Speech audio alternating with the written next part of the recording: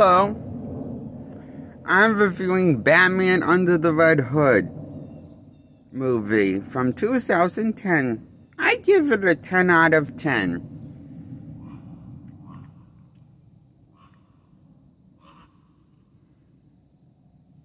That's my final score on the movie. It's a 10 out of, it's my score on the movie is a 10 out of, I'm giving it a 10 out of 10 because I like it that much. This Batman movie, Batman Under the Red Hood.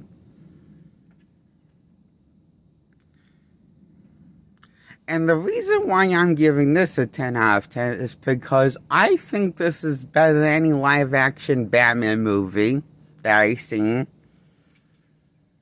And I just so happen to have seen all of the live-action Batman movies, even the campy ones, like Adam West.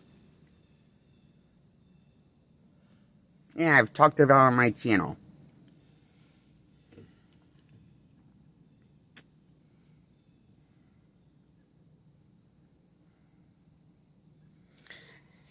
So, I think Batman Under the Red Hood is one of those Batman, this is a really good Batman movie.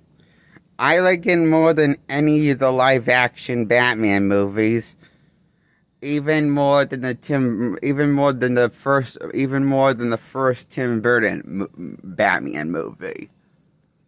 Which I think is the best Batman movie in live action next to Robert Pattinson's Batman movie. I think the two best Batman movies in live action for a serious take on Batman is the first Burton Batman movie and Matt Reeves' Batman movie reimagining with Robert Pattinson as the Batman in the movie called The Batman from 2022, I think it's from. Yeah, it came out in 2022. The Batman with Robert Pattinson, and the one with Michael Keaton came out in 1989. The first one was Michael Keaton. Those are my two favorite live-action Batman movies of all time. And I like Batman Under the Red Hood even more than either adaptations. What I liked about Batman Under the Red Hood, the focus stays on the focus. Unlike the Burton films, where Batman's kind of pushed to the side of his own movie, even though he's kind of in favor for the villains of the movie in the Burton universe of Batman. That was always my problem. Batman's kind of pushed to the side in something that's advertised as his own movie for the favor of the villains in the first one and in the sequel, Batman Returns. That was always my problem with Burton's movies on Batman. So while he did capture it was just saying because I thought Burton's Batman movies were the best ones that capture the world in tone and the fantastic world of Batman from the comics. Because I just wish that Batman was the main focus of his own story, like he is in his own comics. The main focus of his own stories, normally. So I don't know. So that's my problem with Burton's Batman.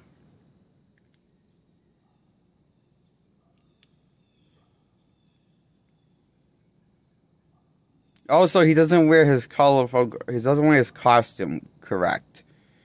He doesn't wear his costume for the comics, okay? I mean, it's kind of weird that I thought Burton worked in such reimagining costumes, like he was so. It was kind of weird, like how he went all in on the Joker costume, comic book look for the Joker, but for Batman, not really. He wanted to change it to all black. I guess, for some reason, because Burton's obsessed with black, I guess. I don't know.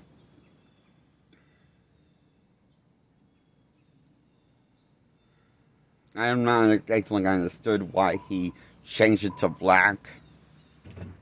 I heard his reason. It just sounds stupid when I heard it in the interview he said it in. Why he changed it to black on the special features, and that was stupid. Instead of getting like the blue and gray look from the comics where that Batman wears, the bright green, like the gray and blue, some form of gray and blue costume that he normally wears from the comics. We got the all black costume, and Rob Patterson, many Batman has since have copied that idea of giving Batman this all black and refusing to give him his costume.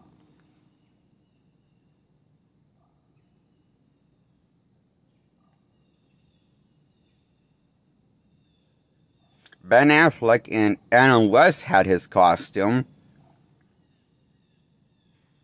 Wore a version of Batman's costume from the comics. Well, Adam West was more inspired by the Silver Age Batman look. Ben Affleck's design of his Batman costume is obviously more inspired by Frank Miller's design on Batman when he's in his 60s in the story of The Dark Knight Returns, when he comes out of retirement as a veteran Batman, because along some complicated story. In this, basically, Batman is old and retired and comes back out of retirement. And he's in his 60s, so or 50s or something like that. In the comic, Batman: The Dark Knight Returns, and the animated movie, two-part animated movie about that adaptation on that story from DC Animation.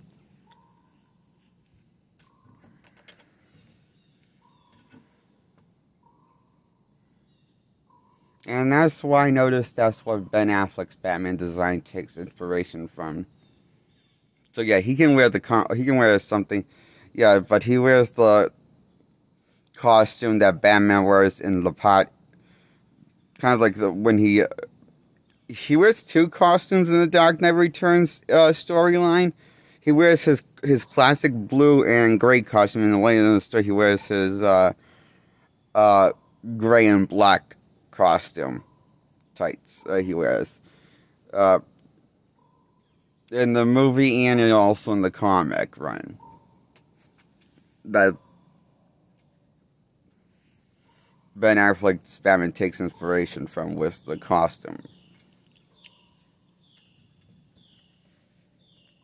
design. I wish he took him. I wish they went with some more of the Dark Knight Return suit, where it's black and gray, and it has a yellow symbol around the bat.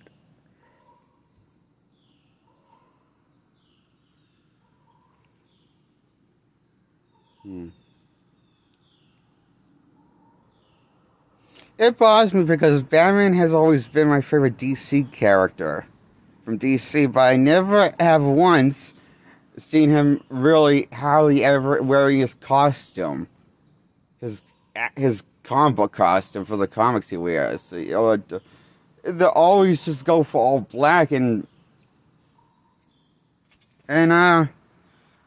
to me that's just not. It's just like so generic. I guess. Like, I guess you can. I mean.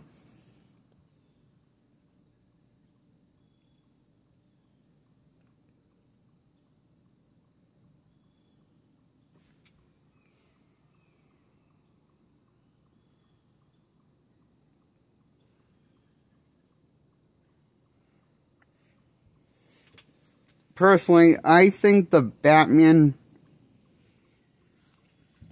all black Batman costumes in general are kind of worse than the X-Men costumes from the X-Men films, from the first Bryan Singer ones that he directed. X-Men 1 and X-Men 2 United. That's how much I hate the Batman costumes. That all of the ones that go for the all black look.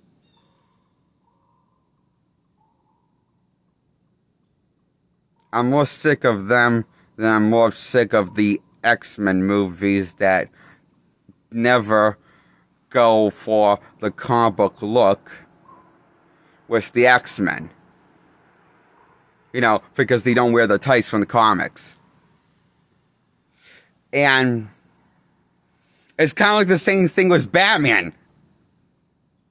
I can see why I am falling out of love with Batman. Because, you know, it's just, in live action, I just can't, I don't feel like the same attachment to Batman.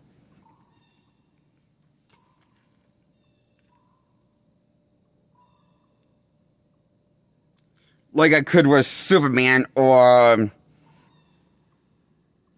Because I like Batman more than Superman, but in live action, I don't. I like Superman more in live action. Every live action Superman movie I like more. Wanna know why? Because he wears his costume in every adaptation.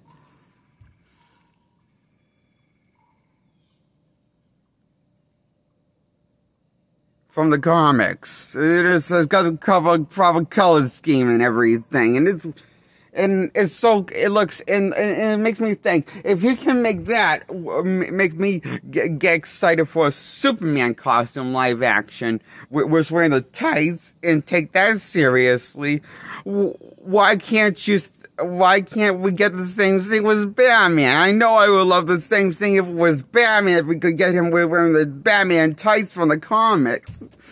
But no, we can't get stuff, because the world hates comic books, I guess.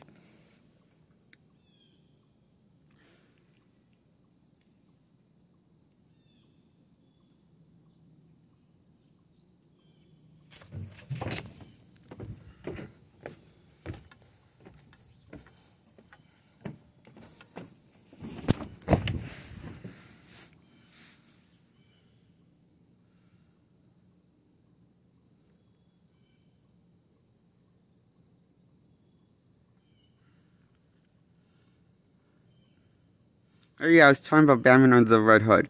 The reason why I give Batman Under the Red Hood a 10 out of 10 is because it's everything I want a live-action Batman movie to be.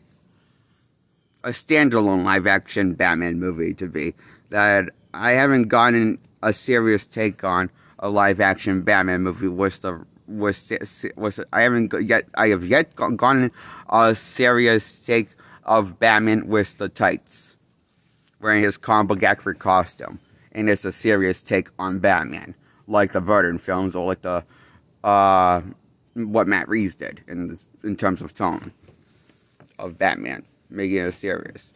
But I have yet had a Batman that wants to wear the comic book look, but take itself seriously. Why can't I have that? I want the dark tone, but I also want Batman to wear his comic book classic look. I want the dark and gritty reality I want the dark world for Batman, but I want Batman to be dark, but I want him to wear his costume. It's not fair.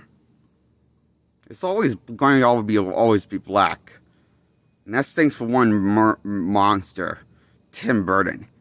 He has cast a shadow over that Batman design.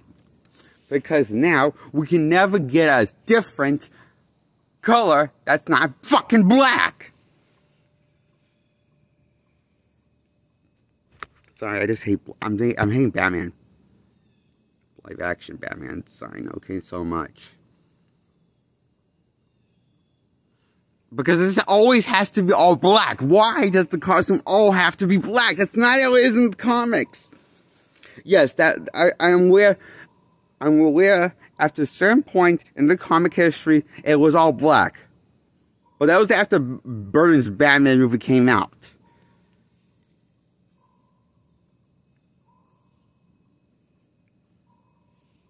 Then they, I guess, changed it back to the normal color scheme, blue and gray, later on. After, I hear that they went for I found this out from a YouTube documentary on Batman I watched on YouTube. And so the reason why I give Batman a 10 out of 10 Under the Red Hood is because, you know, I like this dark story, but I also like that Batman fine. I just like this Batman movie, okay? I like this Batman movie because everything I want live action Batman movie to be, okay? Batman Under the Red Hood is a great Batman movie.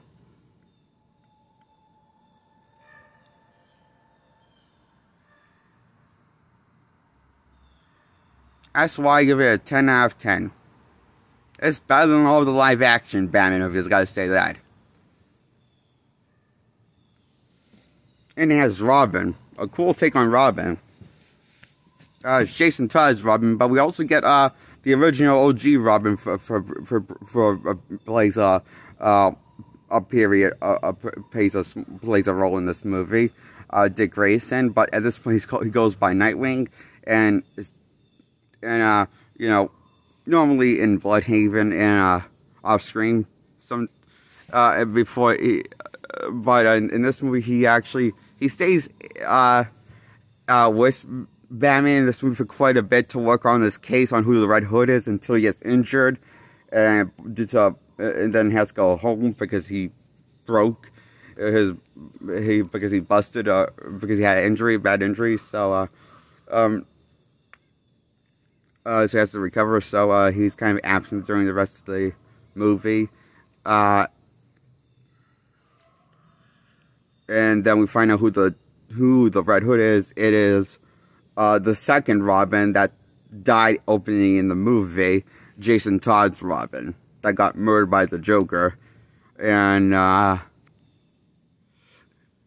screen, and Batman couldn't save Robin from the Joker because it's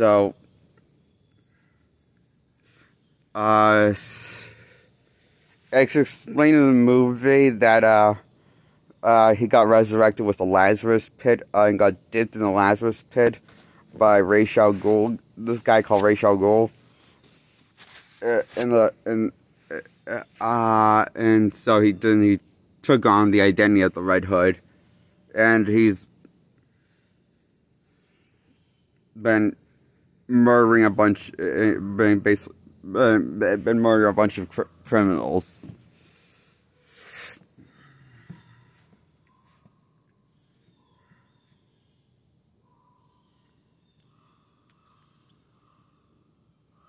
And basically doing his own brand of justice of like Batman, but he basically has taken everything that Batman has taught him. It's explained by Batman in the movie that Batman is explained in the movie, and in the movie of Batman and the Red Hood, that basically everything that Jason's doing is basically is the fucked up version of Batman, because he's basically taken everything that Batman's taught him and took it backwards and made everything. But so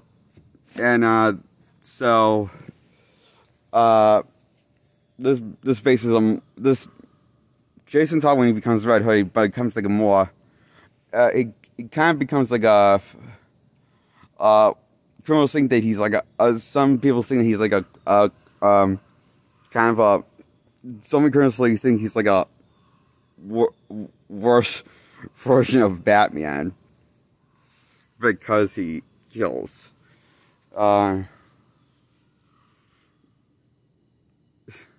And this leads to the character Black Mask becoming desperate and breaking free with the Joker from Arkham and making a deal with him, only to well, kind of backfire in his face, because the Joker ends up using Black Mask and his goons themselves as bait for the Red Hood. Even though he plans on killing them anyway. And, so, the whole plan, that Black Mask getting desperate, the whole thing, Black Mask getting desperate, asking for Joker's help, backfiring in his face, the Red Hood kind of planned the whole thing, to make Black Mask paranoid, so he could get even with the Joker and just get even with the bastard that killed him 5 years ago, when he was still Robin, before he came back as the Red Hood. And this timeline is like his death happens 5 years before he becomes the Red Hood. It's explained it's shown in it's like explained in the movie. So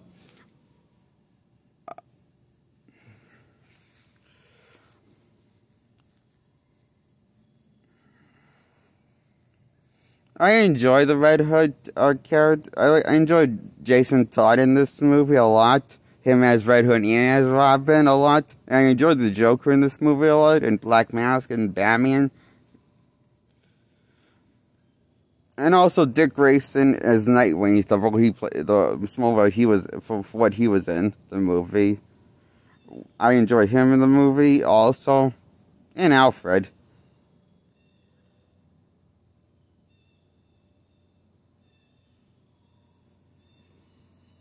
And I enjoyed that this movie really did focus on the Bat family, and so I also like this movie. Also focus on that. But I also like this movie. I like the animation in this movie and the voice acting all around this movie.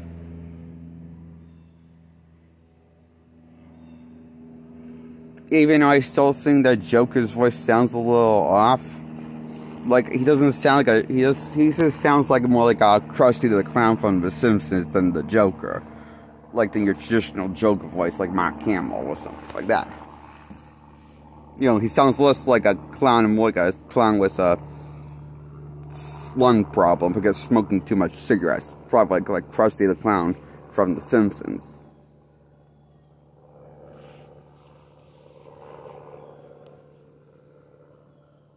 Is what I think of Joker's voice in this movie. He still sounds more like Krusty the Clown than the Joker to me. You know, than your traditional Joker voice, I guess. But it's still a clown nonetheless. But clown's a clown.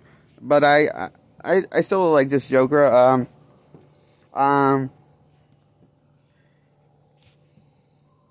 This take on Joker. I wish he. I think what bothers me about this Joker is the design on his face.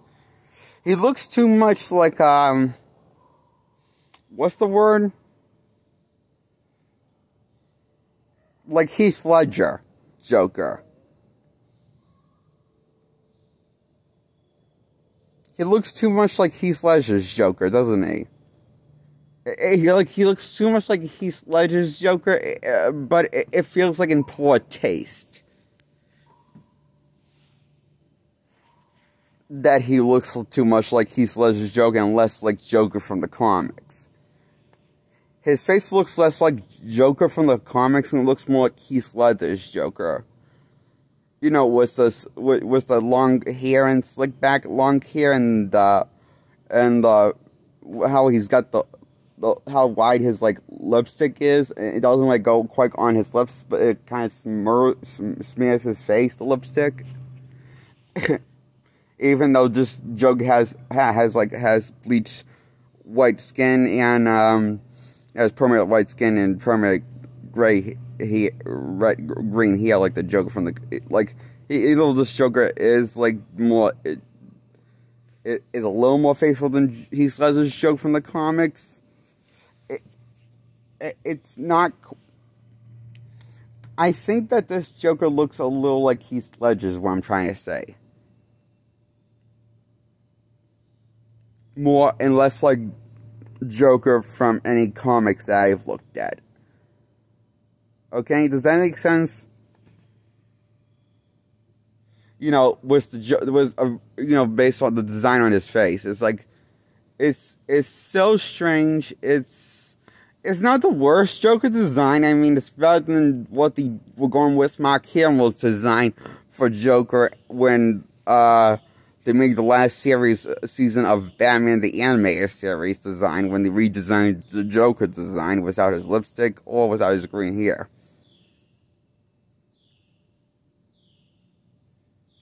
So yeah, I'm not gonna act like this is the worst Joker design. It's not the best. It could be better though.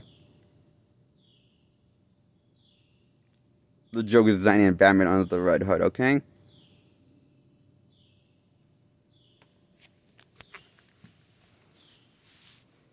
And that's why I give Batman Under the Red Hood a 10 out of 10.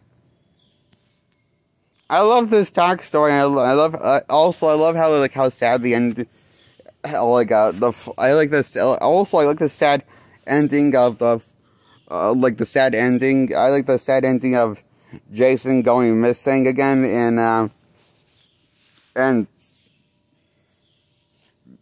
Batman being better about it and more broody about it than ever. More Batman being better about which makes sense, knowing Batman. Batman's become more bitter about it. The actions for the whole movie has made him more brooding. Has made him more brooding and bitter. You can just hear by his voice.